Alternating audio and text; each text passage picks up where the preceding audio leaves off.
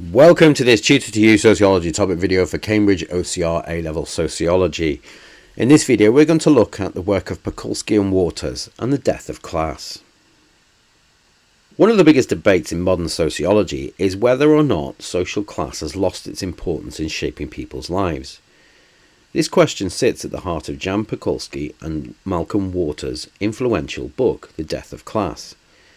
Writing in the mid-1990s, they argued that class, once the foundation of sociological analysis, no longer helps us to understand the new kinds of inequality emerging in late modern and postmodern society. In their view, society had become more individualised, fluid and consumer-driven, meaning that old structural divisions such as working and middle class no longer captured how people actually lived or saw themselves.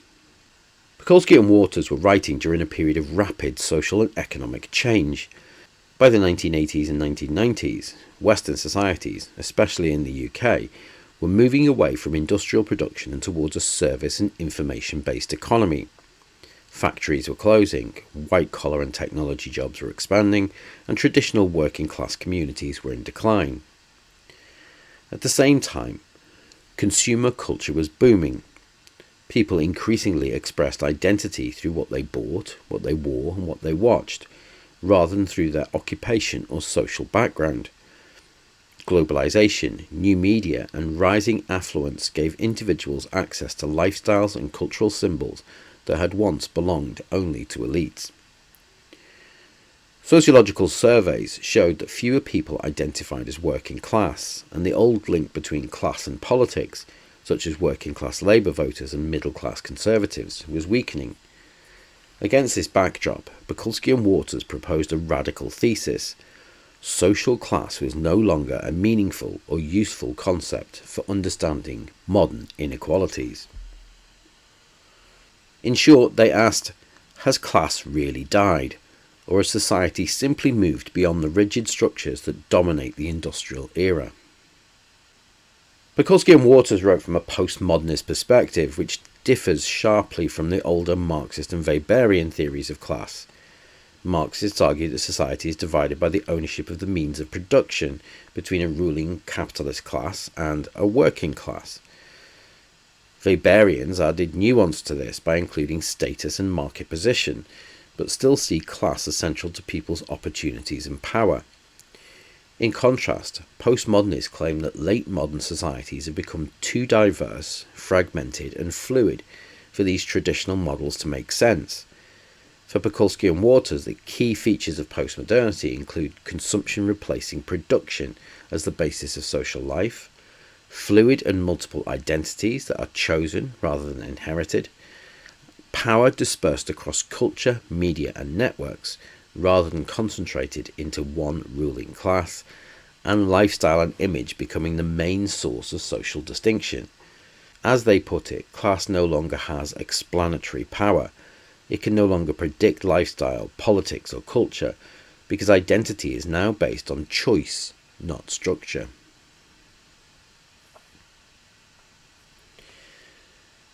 The death of class was theoretical and analytical rather than based on new research. Pakulski and Waters drew on a wide range of secondary sources, including social mobility studies, surveys on class identification, labour market data, and research on media, lifestyle and consumption. By bringing together this evidence, they developed a conceptual argument that structural class divisions were breaking down and being replaced by cultural differentiation. Their method was qualitative and interpretive, rooted in the analysis of social change rather than measuring statistics. There are a number of key arguments to Pakulski and Waters' work. Firstly, the decline of class as a social division. In industrial society, class shaped almost everything, from your job, your income, and where you lived, what you watched, how you voted. But Pakulski and Waters argued that this is no longer true. In postmodern societies, class boundaries have blurred. Working class and middle class people may drive similar cars, use the same smartphones, and watch the same TV shows. Lifestyles have converged, making class less visible and less relevant. They famously wrote, "Class has declined as a social and political force. it has lost its ability to organise collective life. A second key argument is the rise of individualism and consumerism. Rather than being shaped by class position, people now construct their identities through personal consumption. We express who we are through our purchases, our style, and our cultural preferences. And Pakulski and Waters argue that this has created lifestyle groups, loose communities based on shared interests, tastes, or identity, rather than shared class position. This reflects the wider individualisation of postmodern society, where people pick and mix elements of identity to suit themselves. In the mid-20th century, class identity drove political action. The working class supported trade unions and labour, the middle class backed business and the Conservatives. By the 1990s, however, this link had weakened. People no longer thought or acted in class terms. Voters switched parties and collective movements declined. Pakulski and Waters saw this as evidence of the disintegration of class consciousness. Class had lost its emotional and political hold over people's lives. They did not deny that inequality still exists, but argued it now takes different forms. Instead of being structured by occupation or wealth, inequality is shaped by cultural capital, taste, and lifestyle. These differences are more individualised. A person may be poor but culturally influential, or rich but socially excluded. Status, in other words, depends on lifestyle and recognition, not social class membership. If we think about celebrities or influencers from working class backgrounds who achieve fame and wealth through the media, we can also think about a builder and a banker both owning iPhones and wearing similar designer clothes, blurring class signals. And we can also see the role of social media allowing anyone to project an image of success or sophistication, regardless of their class origin. These examples show how cultural performance and symbolic identity have replaced class background as key markers of status.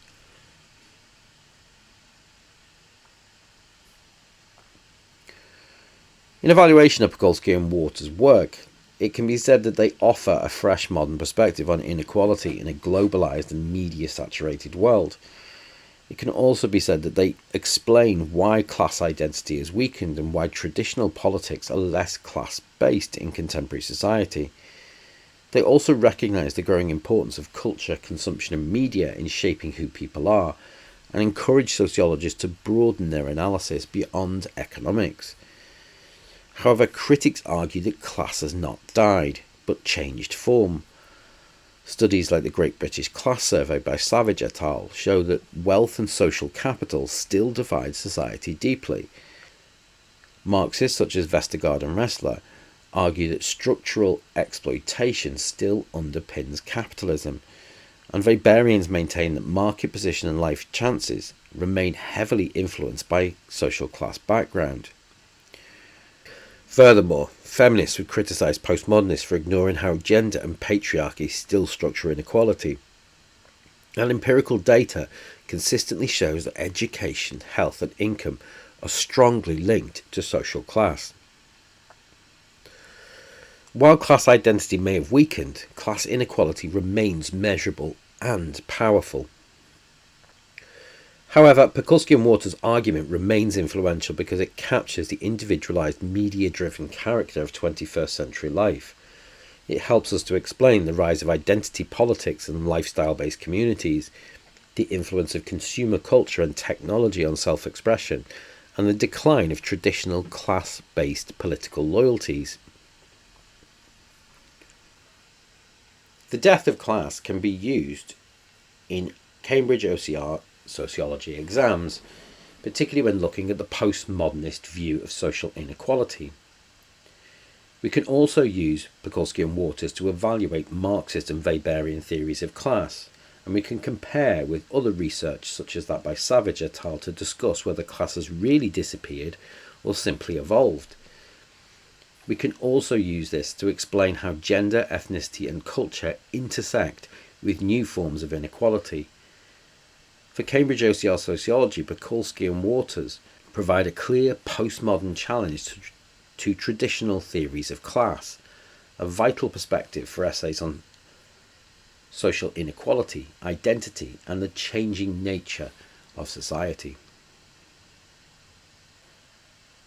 That concludes this Tutor2U Sociology topic video for Cambridge OCR A-Level Sociology, looking at the death of class, the work of Pakulski and Waters. Thanks for watching.